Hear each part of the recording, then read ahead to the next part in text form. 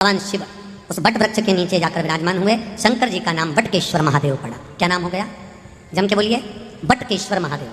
फिर से बोलो, बटकेश्वर महादेव। एक बात याद रखना, अगर हमारे व्यापार नहीं चल रहा हो, दुकान धंधा पानी नहीं चल रहा हो, दुकान पर 24 घंटे बैठो तो व्यापार नहीं होता, घर में लक्ष्मी नहीं टिक रही हो, पैसा नहीं आ रहा हो, तो बड़ के पेड़ के नीचे, पीपल के पत्ते के ऊपर, बड़ के पेड़ के नीचे की मिट्टी को गीला कर कर पीपल के पान पर, पीपल के पत्ते पर एक शंकर जी के शिवलिंग का निर्माण करो। क्या बनाना है? शंकर भगवान का शिवलिंग। शिवलिंग बनाकर उसकी बटकेश्वर महादेव के नाम से पूजन करो। 7 बार कच्चा दही चढ़ा दीजिए। उस दही को थोड़ा सा चम्मच में उठा लीजिए। उस दही को लाकर जहां तुम्हारा व्यापार है, जहां तुम कमाने के लिए बैठते हो, दुकान पर बैठते हो, उस दुकान पर उस दही से स्वस्तिक बना दीजिए। और इस पीपल के पत्ते पर जो बटकेश्वर महादेव का तुमने निर्माण करा है, इसको ले जाकर विसर्जन कर दीजिए। आपकी दुकान 3 महीने के अंदर धड़ाके से चलना प्रारंभ हो जाएगी महाराज। लक्ष्मी की कभी कमी नहीं आएगी। यह बटकेश्वर महादेव का पूजन है। कौन से महादेव है? जम के बोलिए, बटकेश्वर। शिव की आराधना। भगवान शंकर बटकेश्वर के रूप में विराजमान है। दुर्वा शिव जी को चढ़े, दुर्वा ब्रह्मा को चढ़े, दुर्वा इंद्र को चढ़े, दुर्वा पितरों को चढ़े। कितना सुंदर कहा है। जिसके घर में पितृदोष प्रबल होता है, बहुत प्रबल पितृदोष है, तो उसके घर के जहां पानी का मटका रखा था, पितृदोष मालूम है ना? पितृदोष का लक्षण क्या होता है? 1 रुपए कमाओ, 1.25 रुपए खर्च हो, समझ लेना पितृदोष है।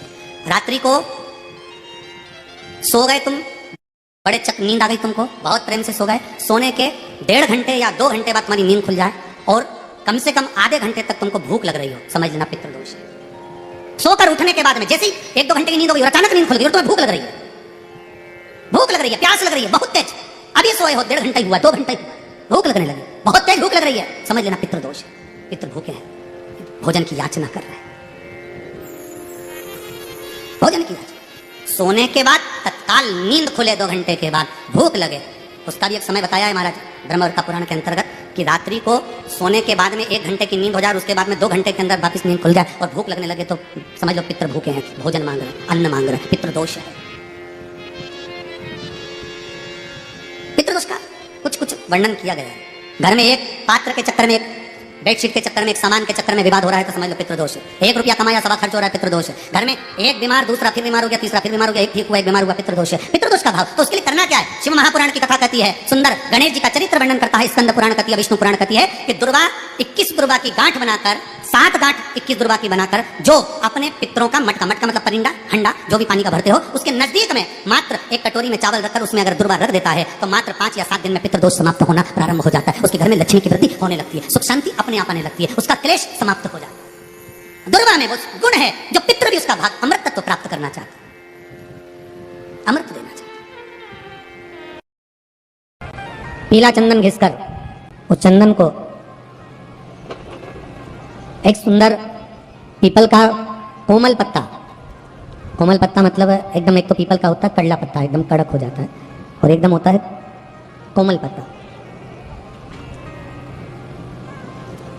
उस पीपल के कोमल पत्ते पर पीला चंदन घिसकर, जो वह चंदन होता है, उस चंदन को घिसकर उस चंदन को उस पत्ते पर रख लें। और महाराज उस पत्ते को मध्याह्न के समय पर, जैसे जब सुबह के समय पर सारी पूजन हो जाए, अर्चना हो जाए, भगवान शिव के मंदिरों में जल समर्पित हो जाए, उसके बाद में जब बाबा एकदम आनंद में विराजे हों, तब जहाँ शिवलिंग रखा होता है, कटी भाग जहाँ शिवलिंग रखा हुआ है, इस कटी भाग पर जहाँ शिवलिंग रखा है, उसके पास में ही 3 उंगलियों से चंदन का लेपन उस कटी भाग पर करना है। जो उंगलियां लगी रहेगी उसी को अशोक सुंदरी वाली जगह पर स्पर्श करना है, और अशोक सुंदरी वाली जगह पर स्पर्श कर कर कुछ देर तक चंदन लगे रहने देना है। उसके बाद में उस चंदन को वापस निकाल कर लेकर आना है, कटी भाग पर जो लगाया गया है उसको भी निकाल कर वापस लेकर आना है।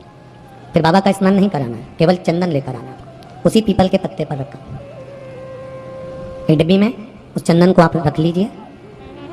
कुछ दिन जिसकी नेत्र ज्योति कमजोर है, चश्मा लग रहा हो, श्रवण शक्ति कमजोर हो, सुनाई कम दे रहा हो, उसके कंठ से इस ठोड़ी तक उस चंदन का तिलक लगाना प्रारंभ कर दीजिए, और नेत्रों के नीचे थोड़ा सा वो चंदन लगाना प्रारंभ कर दीजिए। लगभग 20 से 22 दिन तक आप उसका प्रयोग करिए, और एक रुद्राक्ष का जल शिव को समर्पित कर उस जल का आचमन करना प्रारंभ कर लीजिए। लगभग 22 दिन लगेंगे, धीरे धीरे फिर जाकर डॉक्टर को जांच करा लेना, नेत्र की ज्योति बढ़ना प्रारंभ हो गई है। जिस व्यक्ति का बुरा समय चल रहा हो, न लक्ष्मी घर में आ रही हो, रोग बीमारी पड़े हुए हो, कोई तकलीफ ही तकलीफ आ रही हो, बहुत कष्ट महसूस हो रहा हो, परिवार में शांति रत्ती भर की ना हो, तो कितना सुंदर कहा, 1 लोटा पानी लीजिए, उस पानी में 5 पीपल के पत्ते डाल लीजिए। कितने पत्ते? 5।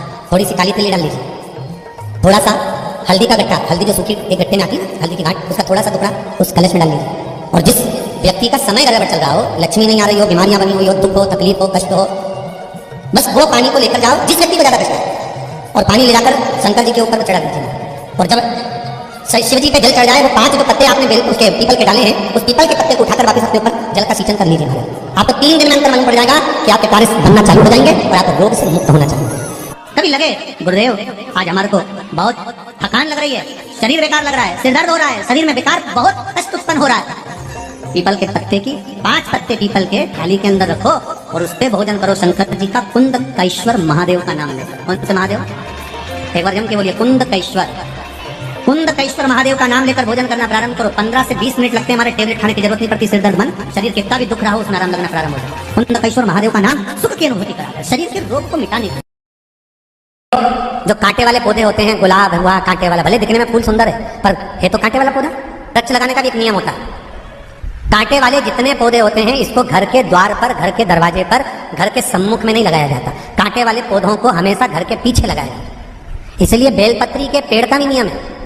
आपको पहले भी शिव महापुराण की कथा में कहा, कई बार आप लोगों ने टीवी के माध्यम से कथा सुनी है, तो उसमें भी हमने कई बार कहा कि रुद्राक्ष का पौधा, रुद्राक्ष का वृक्ष घर में नहीं लगाना चाहिए, घर में ना लगा।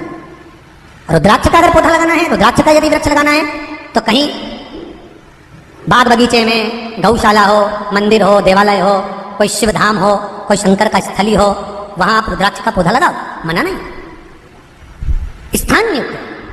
पर कई लोग आजकल फैशन में नर्सरी पर गए, भैया रुद्राक्ष का पौधा है क्या, तो उन्होंने नर्सरी से रुद्राक्ष का पौधा लिया और लाके घर में गमले में लगा दिया। वो श्रेष्ठ नहीं महाराज। रुद्राक्ष का वृक्ष घर में रहता है तो 1 रुपया कमाते हैं, 1.25 रुपया खर्च होता है। पैसा हाथ में दिखता नहीं है, पैसा आएगा और जाएगा, लक्ष्मी टिक नहीं पाती। उसी तरह नियम है बेलपत्री का पौधा, बेलपत्री का अगर वृक्ष लगाना है, पौधा लगाना है तो घर के द्वार पर नहीं, बेलपत्री का पौधा घर के पीछे के भाग में लगा होना चाहिए।